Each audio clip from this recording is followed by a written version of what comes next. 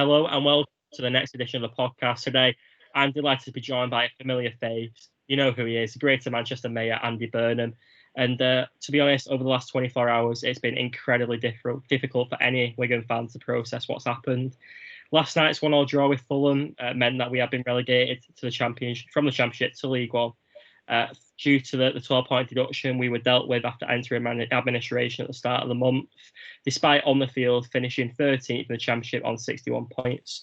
So, Andy, what are your immediate thoughts on Wigan Athletic's unjust relegation? I'm absolutely gutted for you all.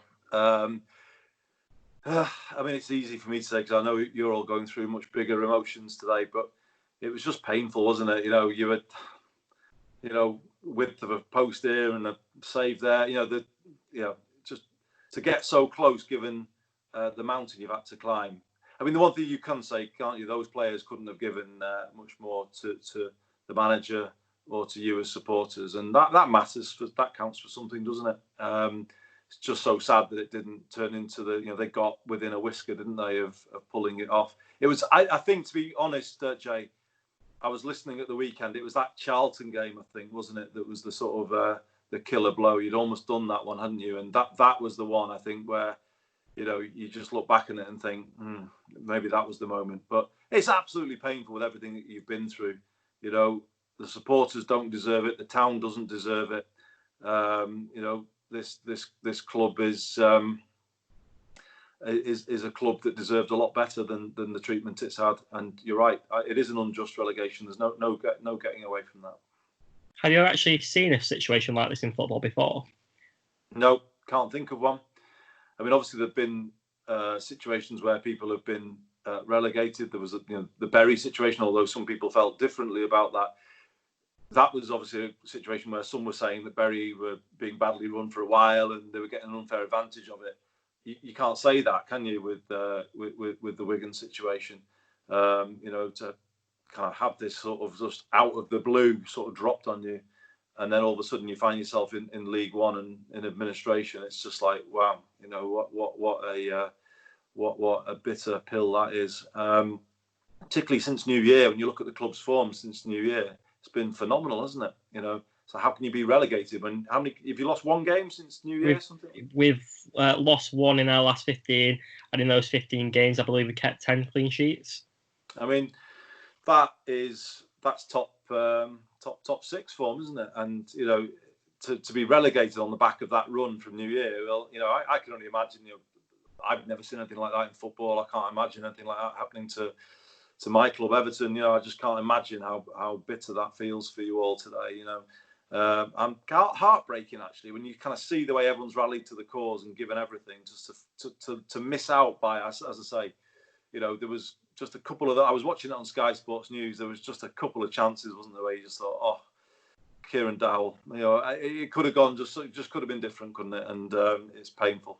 It's absolutely heartbreaking for everyone connected to the club. Wigan are appealing the 12-point deduction, and I believe the hearing is on the 31st of July, but we may not get the verdict until a few days later. On a personal point of view, what are your thoughts on this appeal, and what do you think the chances are? Well, I'll just give you a personal view, because obviously there are technicalities that, I've not really delved into, but as I understand it, this is obviously a punishment that's automatic. So that's so basically the penalty's been implemented just because of it's the Football League policy. But I would hope when the reviewers looked at it, there is clearly a shared responsibility for the situation that befell Wigan Athletic. The transfer to this new owner wasn't it was something that was done without the knowledge of many at the club, as I understand it. And then obviously the Football League have some culpability here. Surely, to goodness, they have some culpability. And that I would hope will be taken into account when the final penalty is agreed, and you would hope it would be mitigated in some way. So we'll have to see, won't we? But that would be my view. The 12-point deduction should be where it's all the fault of an administration that has kind of been running the club badly for a long period of time. As I understand it, the previous owner before the current one had been sort of managing the shop in a pretty steady way. And then we go into this period, and then we go into the administration. So who could have foreseen that, given that it still makes no sense? So I do think though that there clearly weren't enough checks done at that point of transfer, were there? That is clear to me. So my view would be that the penalty should be mitigated in some way, and Wigan Athletic should be able to transfer to new owners as a Championship club. Absolutely, and all the fans have been feeling really numb that 20 plus years of progress have just been torn apart in a matter of weeks. How now do you think Wigan can receive justice of what's happened? Well, it's what I said to you before, Jay. Wigan Athletic, I think what the club is about and what the supporters are about has massively come over in the last few weeks. So I know you'll be seeing all the negatives, and I would if I were in your position. But there are some positives here. This club has got a real soul. This club is worth being a part of because there is a sort of spirit here that is kind of not present at every football club. It's really rooted in its community, and that community was there for it, isn't it? In this moment. So, I know you'll see all the negatives, but there is a positive here in that, I think the club will come through this. I'm hopeful that we'll find the right new owners, and be it as a Championship club or a League One club, one or the other, this club will be coming back before we know it. We can only hope that. Do you believe that someone must take collective responsibility of what's happened and be held accountable? I think the game as a whole now needs to take a proper look at itself. It's not enough just to blame it all on the Football League. The Football League has been kind of operating within a completely dysfunctional financial system within football since the Premier League was created. So, we can all point fingers in that direction, but I think we need to listen to what the current chairman of the Football League is saying around the completely skewed finances of English football. The parachute payments don't half mess up the Championship and make it such a kind of really uneven playing field.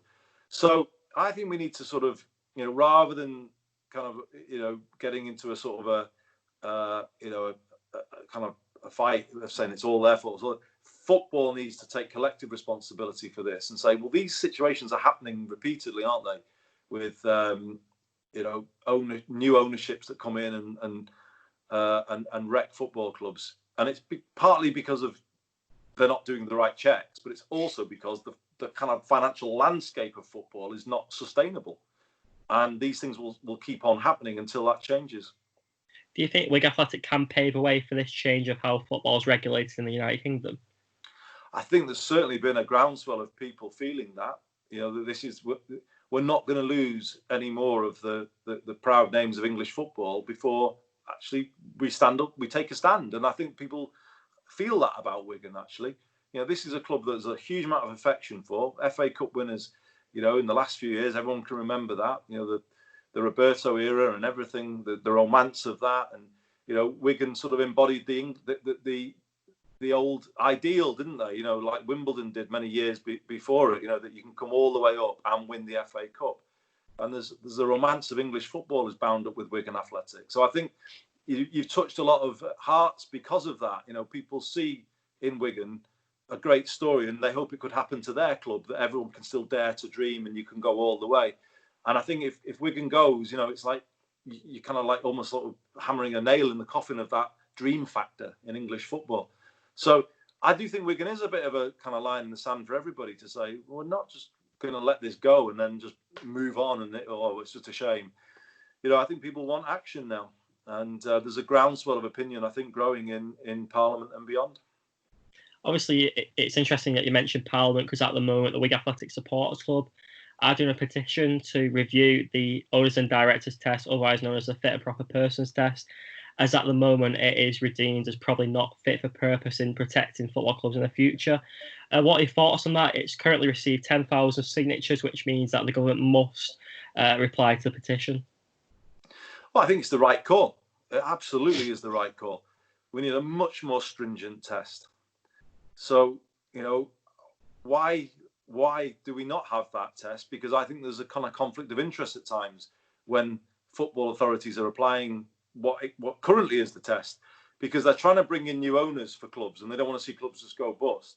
But because of that, they're kind of like lowering the bar too much, and I think I think it's both a stronger test that we need, but we also need an independent regulatory body, I think, to carry out the fit and proper persons test, an independent financial regulator for football, and let the Football League, the FA, the Premier League focus on regulating what goes on the pitch, and have an independent regulator that is away from the vested interests of football, kind of protecting the best interests of the game. That would be my view. So the call from the Wigan supporters is absolutely right.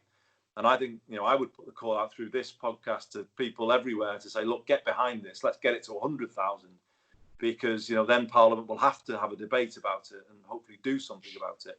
But let's have a stronger fit and proper persons test within a system of independent financial regulation within football. And thirdly, much more redistribution of funding from the top of English football right the way down. Get rid of the parachute payments, have more salary controls at the lower levels, just create a much more stable landscape for football clubs like Wigan to sort of exist properly without being sort of, thrown around on the international money markets and all the rest of the chaos that we see at the moment. Absolutely. I think it's a very good point, and it could act as a real revolutionary moment for the football in England. I think my question to you is, as one of the people who called for the fit and proper persons test to be created by the EFL, do you think it actually is fit for purpose? No, I don't. And I don't think it has ever been, to be honest. It was better than having nothing. But I don't think it's ever worked properly and done what people who, like me, were thinking about when we first called for it. So, no, I just think, I feel quite fired up by the Wigan situation. I also know that, with the way things are in the economy at the moment and everything that's coming, there's so many more football clubs at risk. So if we're not going to change English football now, then when are we going to change it and make it better? Look at what Germany do. They have protections around their football clubs. They don't just sell them to anybody from anywhere around the world. And the same in Spain. You've got a lot of the big clubs in Spain are owned as mutual institutions. You can't just buy and sell them on the markets.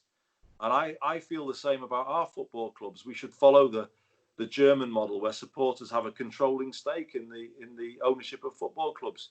That is a better basis on which to go, rather than just buying and selling clubs to whoever, people we don't know from anywhere around the world. We've tried that. I don't think it's got us where we want to be. And Wigan has got to be the moment where everyone stands up and says, enough is enough. There's a lot of love for this football club. It's been kind of let down, and we're not going to let this same story keep repeating itself on other football clubs. So yeah, let's see if we can make it that moment. It begs the question that if it can happen to Wigan Athletic, it can happen to any club in England. Definitely it can. No club is immune from it. No one can kind of predict how things can go wrong. It's so easy now for clubs to sort of fall into a spiral or down. Things go wrong on the pitch and people walk away. But everyone's on a knife edge in English football. So there, but for the grace of God, goes any football club into your position. And as I say, you're hurting today, but so are a lot of people. I went to bed gutted last night. I was kind of following it and just thinking, just pull it out of the bag. Just find a way. And Wigan over the years has had a habit of doing that, haven't you? You've had a habit of getting those odd surprise wins, late goals, and it just wasn't there last night. But as I say, I think you probably lost it at the weekend at Charlton, to be honest. But even so, while you're hurting today, I think you've got to look at the positives, and what you've got there is a club full of heart and soul. And the issue now is sort of holding it together, isn't it, through these kind of turbulent few weeks that are going to follow.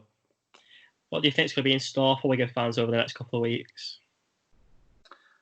A few, I don't know, a few tears, a few beers to try and soften the pain of it all. I don't know. It's probably a horrible day today, isn't it? It's a bit of a grim day out there, isn't it? And I'm sure everyone's feeling pretty down. You're all going to have to follow the news off the pitch now, aren't you, in terms of what happens? But I just hope that the support starts to grow for you. I just think there were thousands, hundreds of thousands of football supporters who were properly gutted for you last night. And as I say, difficult moments, we always sometimes focus on the negatives. Well, just think about that. You know, there's a massive amount of goodwill for your football club, and not every football club has that. And I just think you're going to have to follow the news. You're going to have to follow the, you know, the legal case, etc. But you know, I think the way things have gone in the last few weeks, you know, there's a lot of interest in the club, isn't there? And there's some viable potential owners. You know, there's a lot still to play for here, and I think you've just got to keep hoping that, you know, it's no. I don't think it's a disaster if you end up in League One with new owners that have got the best interests of the club at heart. You know, but let's hope it's the same but Championship. It's very arguable that it doesn't matter what division Wigan Athletic will be playing in next year. It's just the fact that Wigan Athletic will be playing. We just want a club to support at the end of the day, and I think that's the feeling among a lot of fans. How important is this next move for Wigan Athletic to secure the long-term future of the club?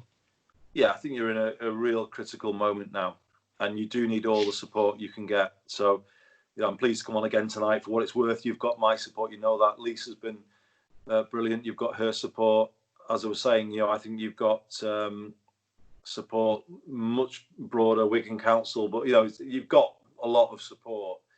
But you're going to need it probably because you're entering a really, really tough phase. And there's a lot of us who are going to be sort of watching it, ready to shout up for your best interest. We won't let Wigan be carved apart and, you know, unfairly treated. You know, we're all watching. And that's the message I would send tonight to everyone involved in this case. We are watching, and we are watching very closely what happens to this football club.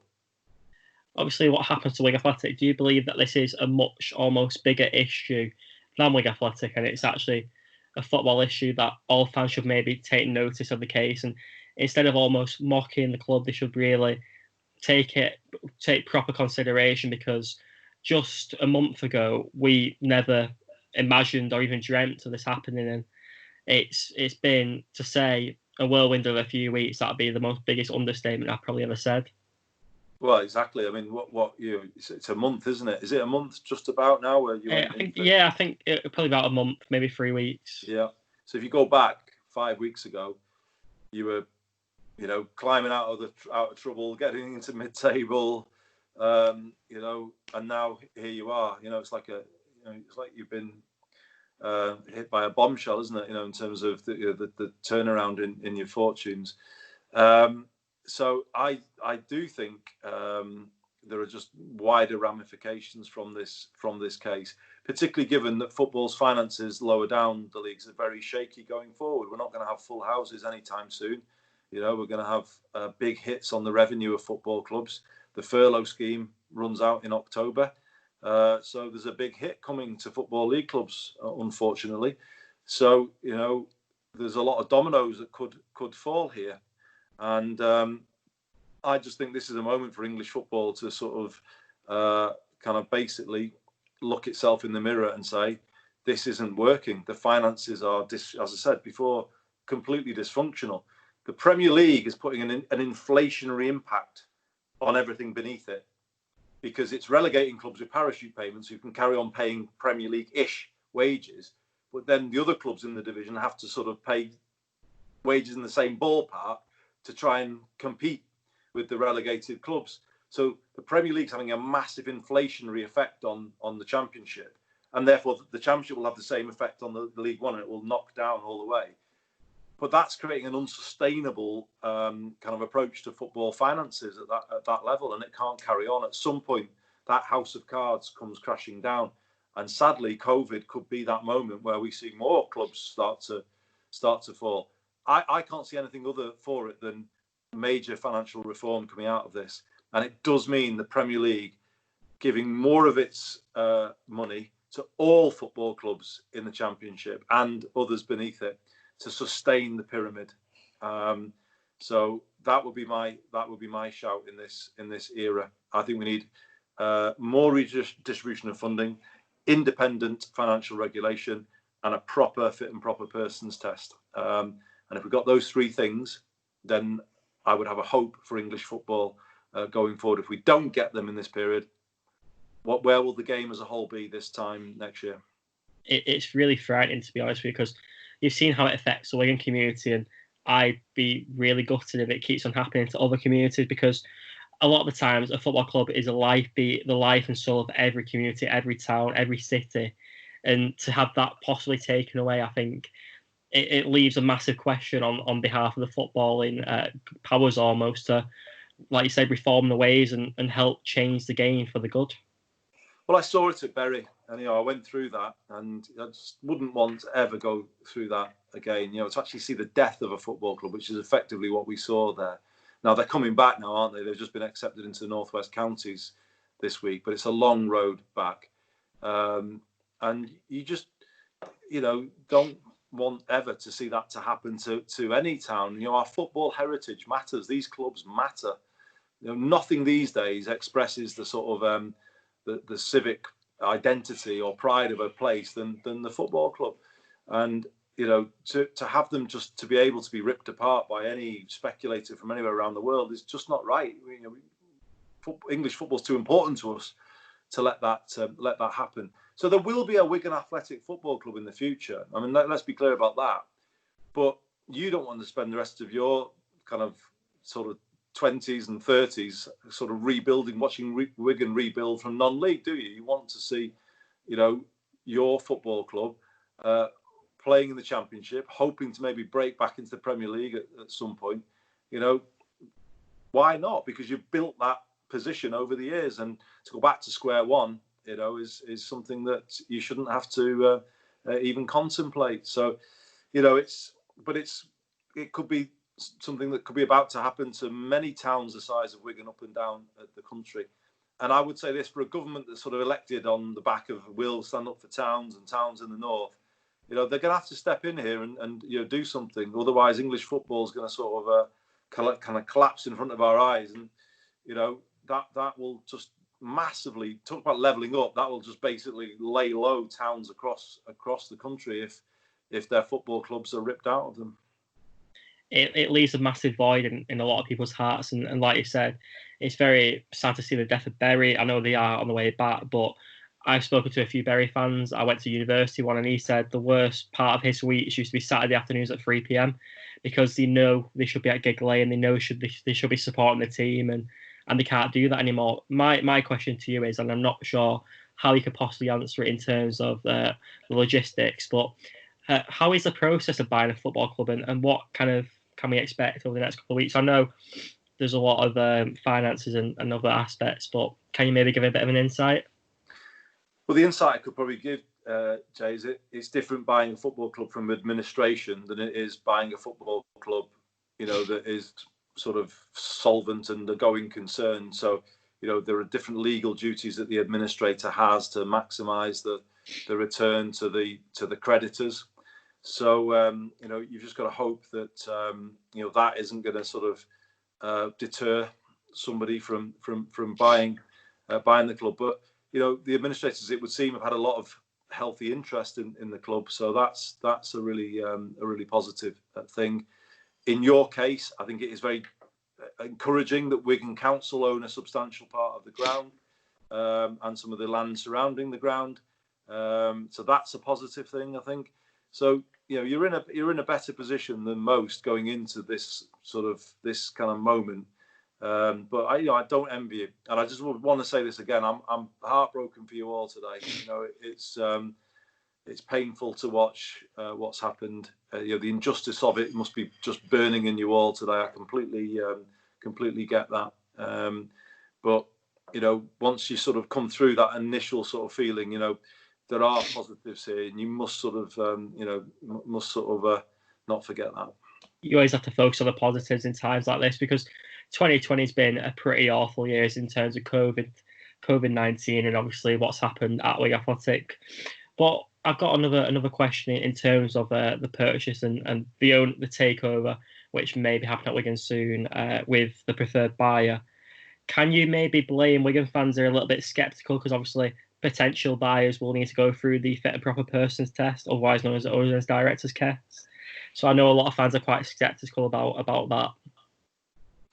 Well, they would be, and I would be if I were you. And I would hope that those involved in the running of the processes at the Football League, and anyone at the FA who's taking a look at this, understand that the reputational damage to football of nodding through the wrong owners, if I could put it that way, would be massive, wouldn't they? As I say, I really need to stress this, Jay. There's a lot of eyes on what is happening right now to Wigan Athletic. And while you may feel a bit sort of devastated today, I think that silent support is there and people are watching this process. So your football club has got support that you may not appreciate. And I think it puts pressure on the football authorities to do the right thing. And as I say, not just save this football club, but save it with the right people going forward. I don't want to have a massive downer on the Football League. I know some people might have, but you've got to remember what I was saying before. The Football League has been trying to operate in a totally financially dysfunctional football landscape pretty much for 30 years since the creation of the Premier League. So, they've been trying to patch it together and keep the show on the road for all of those years.